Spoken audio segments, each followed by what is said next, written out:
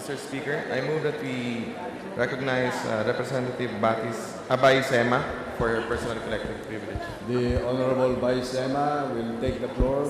Will the lady please state what is her pleasure? I rise on the issue of personal and collective privilege, Mr. Speaker. On what subject? On the subject of the Bangsamoro Basic Law, Mr. Speaker. The lady has 10 minutes. Nakita niyo na ba video nito? Mr. Speaker, distinguished colleagues in this August chamber, Assalamu alaikum.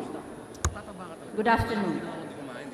More than 25 years ago, an overwhelming majority of the Filipino people trooped to the polls to ratify what is now known as the 1987 Philippine Constitution.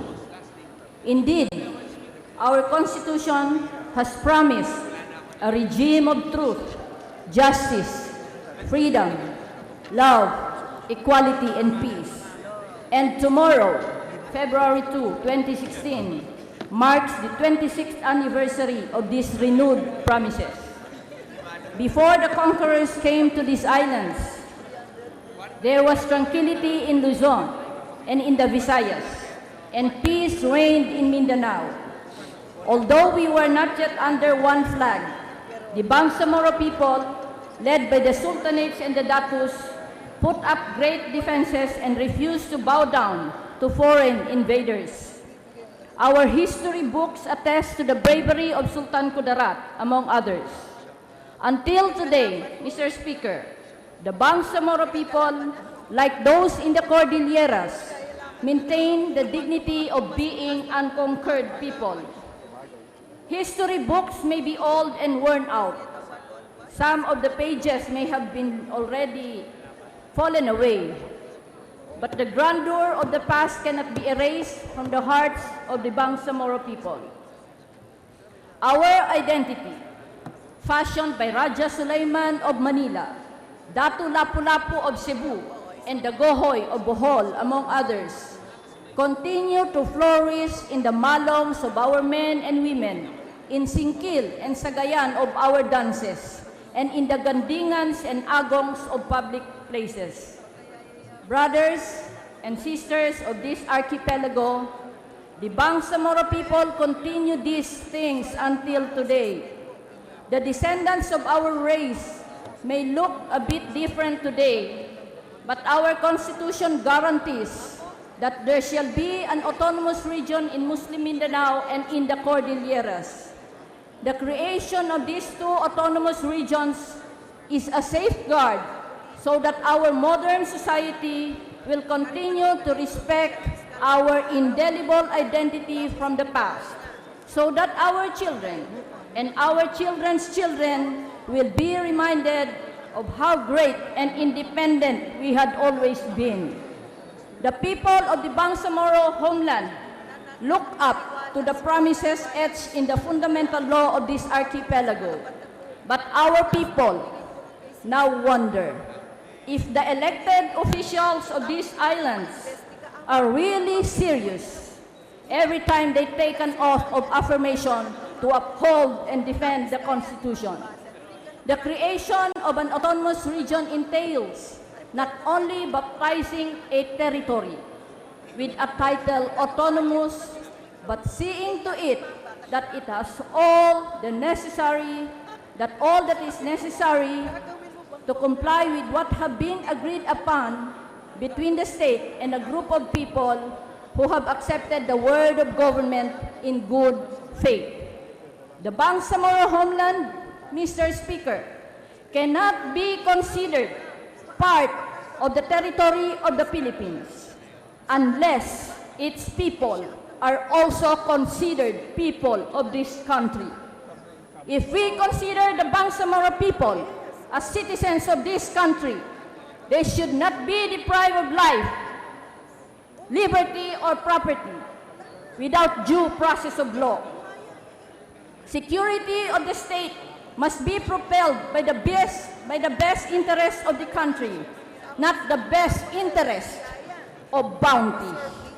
The Bangsamoro people must be given the equal protections of the laws. The blood of the Bangsamoro people, Mr. Speaker, are as sacred as the blood of the Special Action Force. They must be presumed innocent unless proven otherwise. They must be given access to quality education. They must be guaranteed the right to practice their religion. They must be given the right to pursue happiness and to enjoy peace and prosperity in their homeland. One of the simple joys in life is to dream for peace. Peace, Mr. Speaker, is taken for granted by those who have long enjoyed it. But for the Bangsamoro people who have been living in war, peace is a dream of a lifetime. Our people also want to live in peace, even as our eagerness for peace may not be fully understood by those who have taken peace for granted. Some people want to pursue an all-out war, but I talked with those who valiantly fought in the war. I asked the armed forces of the Philippines, and they said they want to pursue peace. I asked the MILF leadership. They said they believe in the primacy of peace. The Bangsamoro people would like to uphold the primacy of peace. Are we with them? Today, the people of the Bangsamoro homeland wake up to the reality that our dream for a just and lasting peace has crumbled. While the last 2 days ebbing away in the calendar of this 16th Congress, this representation can say that the Bangsamoro Basic Law is fast reaching ground zero, even as we celebrate Philippine Constitution Day tomorrow. As our dream plummet down to obscurity, we will not shout Mayday. As witness to our roller coaster ride in our road towards real autonomy, I say that the Bangsamoro people will close their eyes and pray to God, Thy will be done. We will bow down to the majesty of Almighty Allah, knowing that He will reward those who have chosen the right path and will punish those who do not honor their oath. My dear colleagues, we don't owe it to the Bangsamoro people to give them real autonomy. We owe it to the Constitution that we have all sworn or affirmed to uphold and defend. At the end of our days, we will be made accountable for what we have promised. Mabuhay ang Bangsamoro. Thank you. At sana mabuhay ang saligang batas ng Pilipinas. Thank you, lady from the 1st District of Maguindanao, and to the Pato City, the Honorable by Sema Sandra. The point of personal and collective privilege is well taken and appropriately noted. The Majority Leader. Move to suspend, Mr. Speaker.